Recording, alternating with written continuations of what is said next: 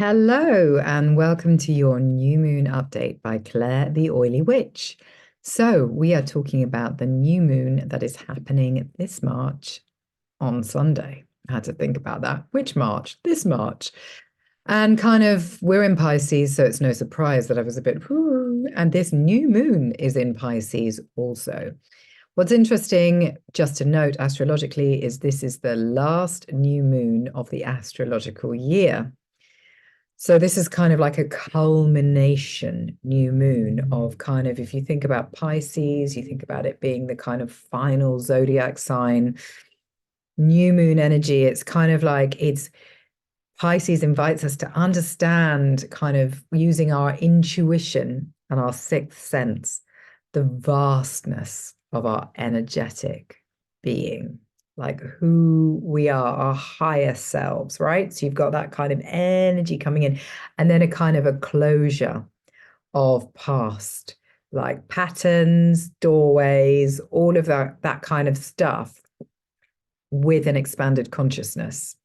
So this then creates the space for new projects. That's what we're talking about here.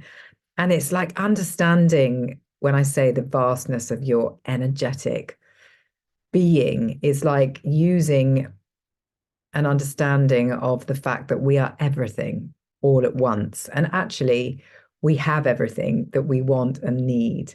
It's just we stand in the way of that, with our own filters and our limitations. So everything is waiting for us that we want. We are manifesting it, but we can't necessarily access it because of past patterns and ways in which we behave, which limit us and restrict us and make it feel that it's not possible. And it is entirely possible. It's just hard to do. And, and I say these things to you, and I'm not saying them glibly, like, oh, this is just what you need to do. It's so easy. It's really not easy. And it takes time, and it takes practice, and it takes trust, and it takes surrender, and all of those things. So if you're thinking this doesn't feel achievable, it's fine. It's small steps to it. And even just having some understanding of this possibility in your consciousness can be a really good starting point. So when I talk about that, it's kind of, and I say a loss of surrender, it's like not a loss of surrender, it's a surrendering of control. Because if we try and control everything, so we have a vision. When we set a vision and we set an intention, we need to just let that out there. We don't need to control how it comes into being, but we think we do, because we think the more things we try and control and bring into being, the more likely it is that we are going to manifest what we want. But the universe doesn't play that way. Homie don't play that way. The universe plays on the frequency that we are vibrating. So if we set intentions that we don't feel worthy that we can achieve, even though we're doing our damnedest to appear like we're vibrating at the right frequency, because everything is in truth, we won't be. We'll be vibrating at a fear around the fact that we're not good enough, we're not worthy, we can't achieve those things. So this new moon is about kind of understanding we're part of everything, and then in order to get what we need to go where we want, and to get those things that we deserve and we want to bring to us, we have to kind of fall back into the creative flow of life and let things be carried towards us by trusting and using truth to understand what those limitations and filters are, which would have been set, in childhood and onwards from negative experiences, etc. So it kind of, by doing all of that, the truth will set you free.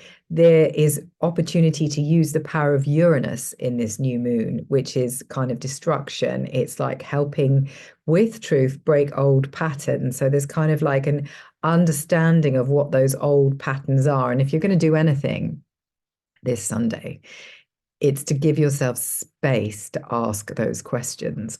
What are my limitations? What am I trying to control? What do I even want? And by putting those questions out there, having the space to hear the answers, as opposed to flying around like a crazy, trying to get them from everywhere else. We just need to dial in, often through meditation. And meditation is just breathing and space with nice music, maybe some solfeggio frequencies, just to let things land, because we have all the truth inside ourselves. We think we don't, but we do. And Any good therapist is literally just the other person in the room spooling the wool, but the wool is yours, my dear, all yours, and helping you kind of create something so that it gives you back a smooth yarn that you can then knit something out of. I don't know where I was going with that, but I hope that makes good sense to you. And then it's an ash new moon. So we think about ash. Ash was the unicorn tree. It's very protective, but it's about resilience and self-esteem and self-empowerment. It's Celtic tree moon number 3, which is a very magical number, but it's the number 5th new moon under the witches' calendar. 5th is standing up for the self. And as I said, it's the astrological final moon. So it's kind of got many different things to it. I suggest you go along and read my blog on the ash moon, which you'll find on my Oily Witch website, which will give you greater insight into that. If you'd like your chart read to understand where this new moon is showing up for you, or if you want any spiritual counselling about your blockages, or even to define what they may be and your limitations, then again, I can help with that. So I hope this has been useful and not too in the Piscean kind of dreamy, flowy way that we have, because it's very gentle, this energy. But do take the time before you set those intentions to make sure those are the intentions that you wish to set to manifest. Blessed be. Now I have to remember how to turn this off. Why do I do this every single time?